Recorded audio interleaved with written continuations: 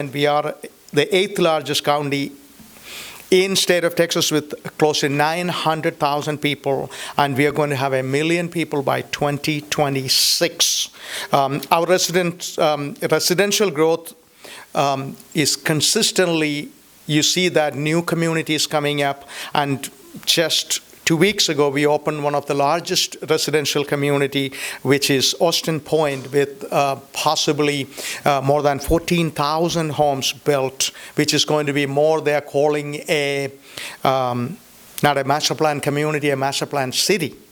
And the growth comes with growing pains.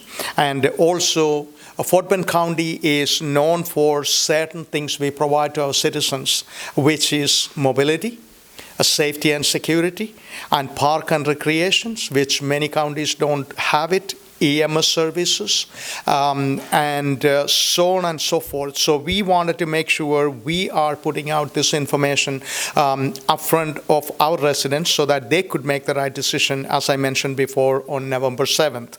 The project that appears on the mobility bond and park bond extended throughout the county, numerous projects, and in which is going to be in every precinct. As you know, we have 4 precincts. 5 members of Commissioners Court unanimously supported these referendums.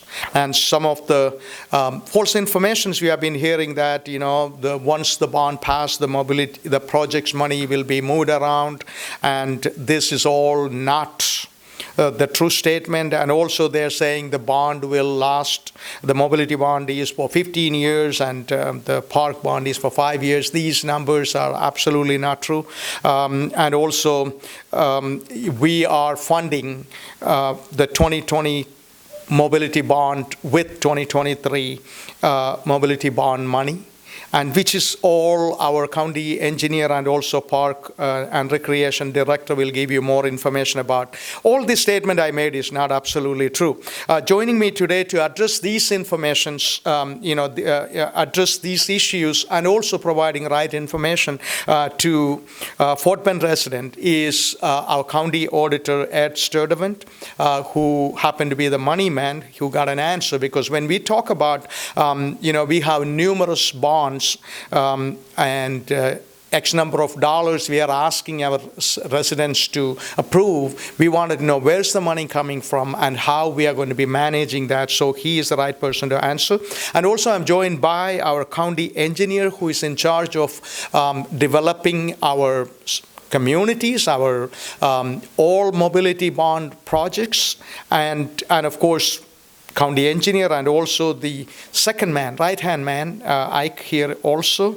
Then, of course, Park and Recreation Director Darren McCarthy. At this time, I will invite our County Auditor, Ed Sturdivant, to give a brief overview how we will be paying for these bonds put in front of Fort Bend County residents. Ed?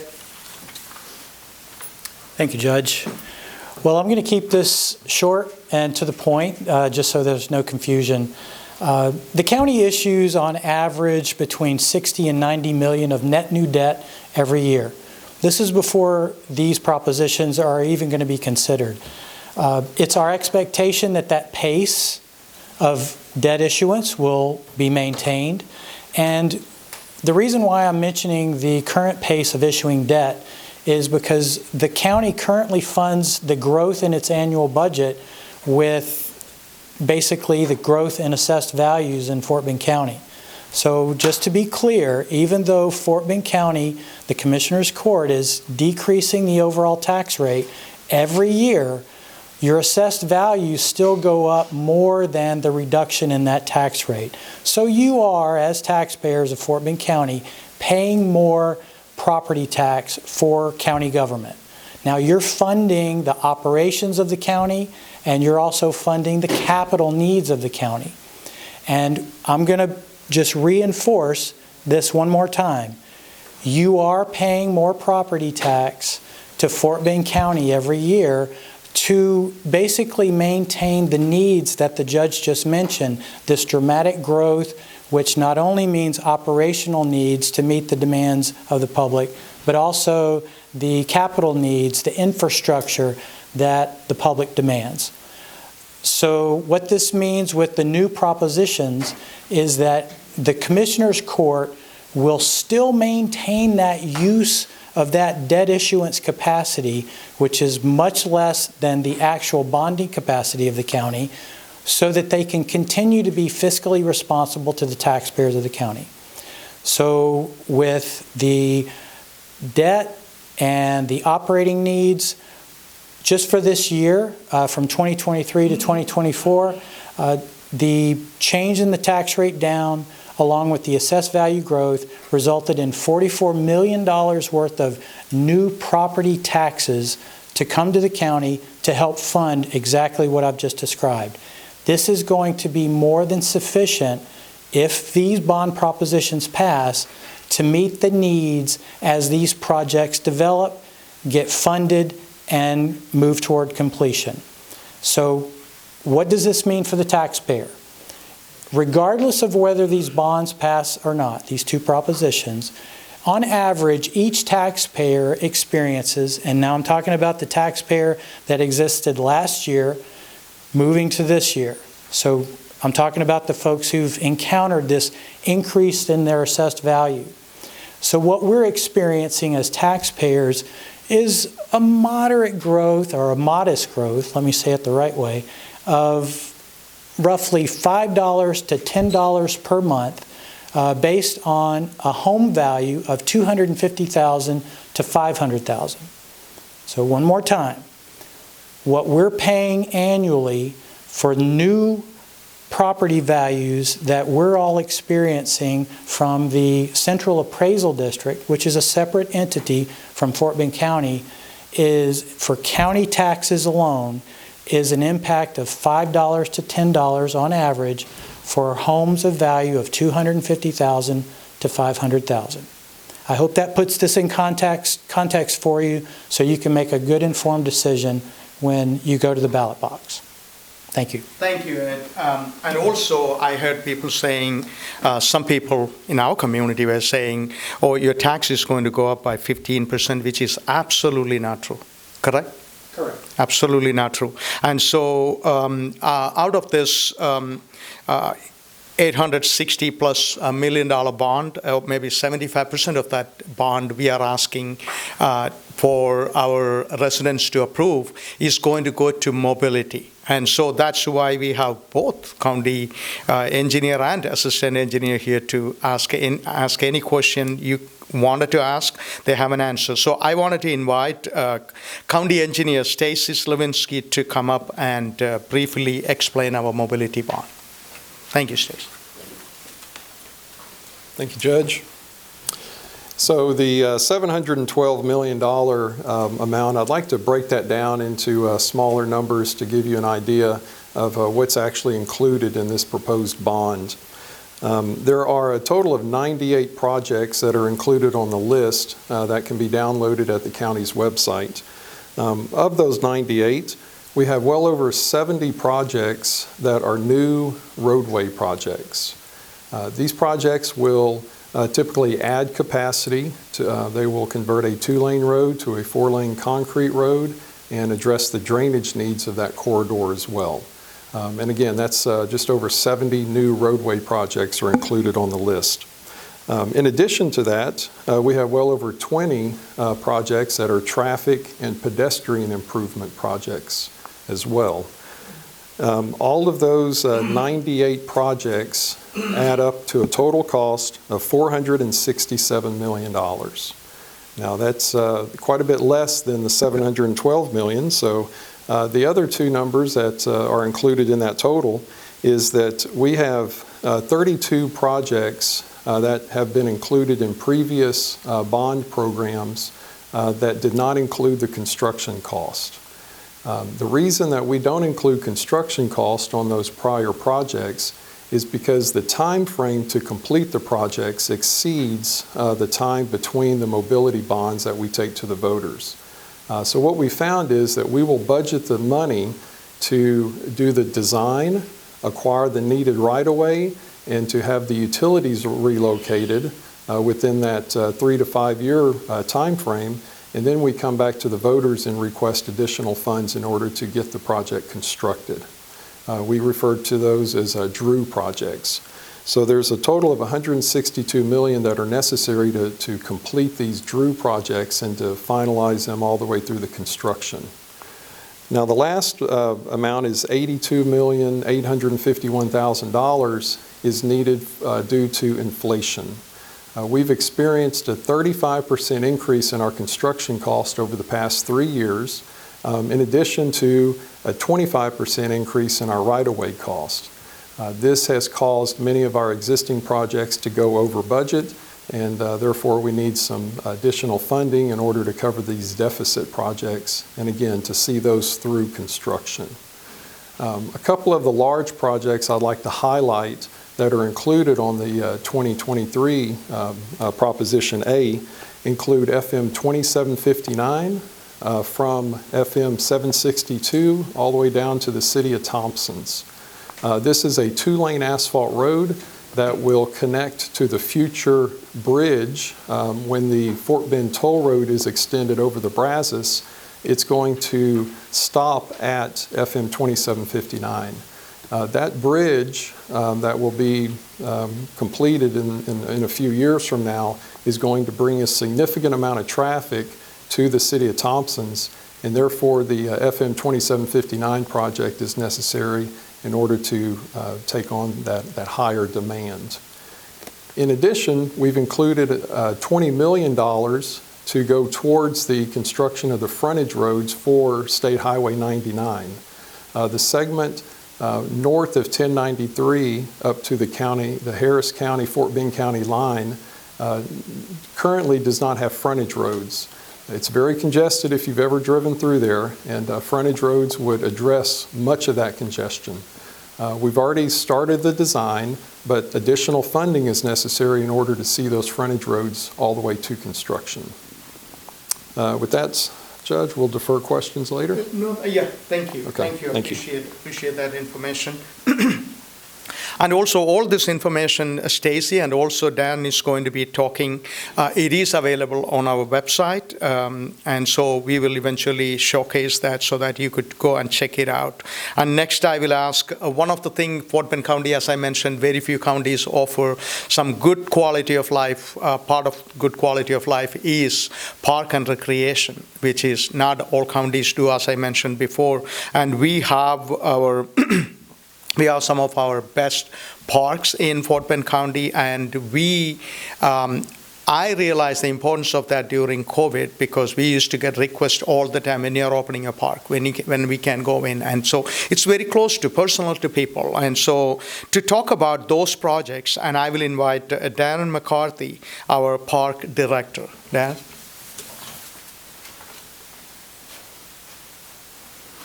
Thank you, Judge. I'm Darren McCarthy, Fort Bend County Parks Director. I'm going to go over this afternoon some of the information that I shared with the Fort Bend EDC this morning. Just touch base on project in each precinct to let you know that Fort Bend County is partnering with other agencies to build a lot of these projects should the bond pass. So we'll be able to leverage these funds to build even more. That was one of the questions that we received at a lot of our public information centers. Is the county partnering with other agencies? And as you'll hear shortly, we are. One of the projects in Precinct 1 that we're working on is some trail connectivity across Westheimer Parkway at Freedom Park. So Freedom Park is the trailhead for approximately 13 miles of trails that go through Cinco Ranch in Fort Bend County. Right across the street is Harris County Precinct 4. So Harris County Precinct 4 approached us and asked us if we would partner with them to create a safe crossing over Westheimer Parkway. And if we're able to do that, we'll have dozens of miles of trails that people can safely use. Fort Bend County's portion of that is $1 million. Harris County Precinct 4's estimated contribution of that is $3 million. So we're basically going to hopefully create a safe crossing over Westheimer Parkway that'll cost $4 million. Fort Bend County's share of that is $1 million. In Precinct 2, we're partnering with the city of Rosenberg to build a senior center on some parkland that they have. The location of that is on Benton Road and Ricefield Road.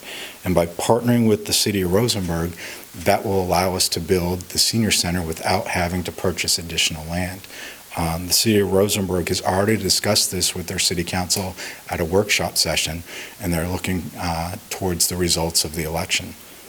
In Precinct 3, we're partnering with the City of Missouri City. The City of Missouri City, if you go on to the City of Missouri City website, you will see they have a full master plan for Stamo Park. One of the questions that we've received is how come some of these projects don't have master plans? Both the Rosenberg Senior Center has a master plan. You can go on the Rosenberg site to see that. And Stamo Park has a master plan. You can go on to the Missouri City website and see that. Our portion of that master plan would be to help the City of Missouri City build a splash pad and cricket fields. So cricket fields has come up very often at all of our sessions. A lot of people don't understand how popular cricket is in Fort Bend County. So what I encourage those people to do at every single one of my information sessions is stop by Four Corners Park or stop by Jones Creek Ranch Park on any Saturday at any time or any Sunday at any time and see how much cricket is being played in Fort Bend County. And once you see it, you'll realize how popular it is in our county. And then in Precinct 4, there's been a lot of information put out there about our contribution, should the bond pass, to reopening the T.W. Davis YMCA. So we are partnering with the T.W. Davis YMCA, but it's a whole bunch of other partners that are going to come together, should the bond pass, to help reopen that building. One of those partners is the City of Richmond. The City of Richmond has said that they would put up $1 million towards reopening that building.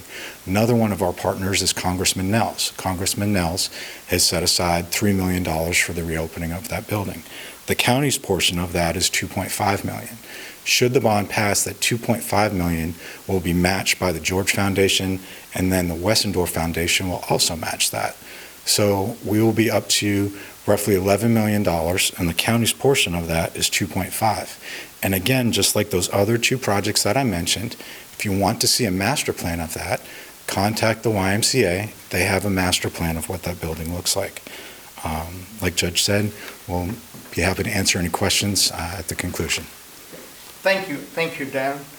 Thank you, everyone. And it is important we address the intentional effort to circulate distorted information, omit vital details, and employ persuasive techniques that do not uphold the truth regarding the county budget, property taxes, mobility, and park bonds, etc. It is not fair for our residents to get this wrong information and make wrong decision. They deserve better. Fort Bend is a better county than that. Fort Bend County is moving forward. That's why we use hashtag Fort Bend Forward. And we are one of the second fastest growing county in state of Texas. And we always wanted to get ahead of the game, and that's why this bond is important. And we are continuing to attract businesses and industries. They wanted to call also Fort Bend home. And in the middle of COVID, as you heard, many times you heard I say more than 60,000+ people moved to Fort Bend County, and they call Fort Bend home.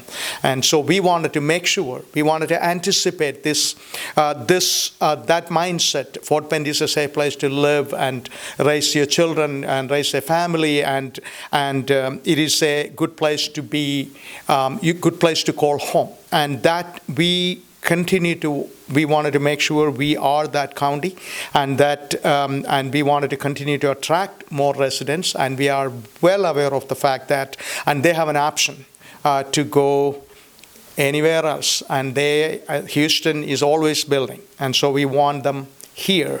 And as you all know, early voting is going to start on Monday, October 23rd through November 3rd, 2023. Election day is going to be November 7th. The following location and times to go and vote, you could go to fbctx.gov, go to elections, and also you can also find this information relating to mobility park bonds on our website as well. And this is what this bond is all about, and we explained it is about creating a better future. As I mentioned, Fort Bend County is a wonderful county. We wanted to continue to invest. We are moving forward. That's what we use. That's why we use hashtag Fort Bend Forward. And this is all part of that effort. And collectively, our goal is to create a county, a better county, for us, our children, and generations to come. And at this time, if you have any questions, we could address it. Otherwise, those information portals, fbctx.gov and other areas where you could go and get information. Any questions? And I just wanted to say thank you, Carlos. Carlos is our